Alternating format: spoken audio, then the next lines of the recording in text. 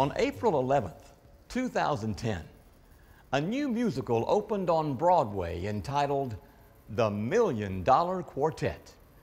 It was inspired by the legendary and completely accidental recording session that brought together the rock and roll and country music icons Elvis Presley, Johnny Cash, Jerry Lee Lewis, and Carl Perkins for what was arguably the greatest jam session that has ever taken place. Wow. But it may never have happened if it hadn't been for one man, Sam Phillips.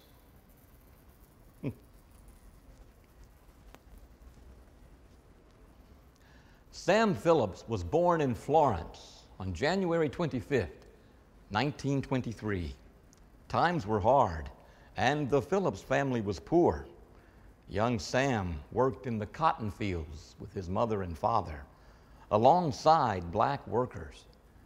The sound of the workers singing in the fields had a strong impact on him. He wanted to be a lawyer, but when his father died, he had to drop out of Coffee High School to support his mother. In 1942, he took a job as a disc jockey at WLAY Radio in Muscle Shoals. And whether he knew it or not, he was about to embark on a journey that would lead to music immortality. A few years later, he moved to Memphis, and he opened Sun Recording Studios. Sam loved rhythm and blues, and he saw great talent in the black artists of Memphis. He crossed racial barriers to record them. Legendary artists like Howling Wolf and B.B. King, many others, cut their first record with Sam Phillips. In March of 1951, a young black artist named Ike Turner heard of Phillips, and he came from Mississippi with a song his band had been working on. It had a totally different sound, and Sam liked it. He produced it, and by June of that year, it was the #1 hit on the R&B charts. It was called Rocket 88, and it is considered the very first rock and roll record. And it earned Sam Phillips the deserved title of the father of rock and roll.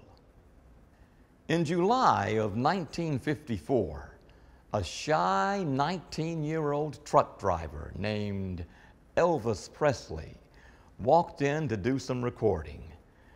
They'd been working for a couple of hours and things were not going very well. So during a break, Elvis started playing around with a song called That's All Right Mama. Now Sam had left the recorder running, and he got it all on tape. And the rest, as they say, is history. By November of that year, Elvis Presley was well on his way to becoming a megastar, and rock and roll was here to stay. The success of Elvis brought a list of undiscovered talent to Sam that today reads like a who's who of rock and roll and country music. Jerry Lee Lewis, Johnny Cash, Carl Perkins, Roy Orbison, Charlie Rich, and Conway Twitty, just to name a few. For the next 16 years, Sam Phillips produced more rock and roll records than anyone else in the entire world. The music that he discovered changed 20th century American culture. And for his contributions, the father of rock and roll is a member of the Alabama, Country Music, and Rock and Roll Halls of Fame. Sam Phillips was born a poor country boy, but he grew up to revolutionize the world of music. His name was and is internationally known. But even so, he never forgot his roots. Wherever he went throughout his entire life, he always paid tribute to Florence as the birthplace of his inspiration. Like I said, if it hadn't been for Sam Phillips, there just might not have been a $1 Million Quartet. You know, I never like to pass up the opportunity to hear good music. Why don't we close this thing out with the song that started rock and roll?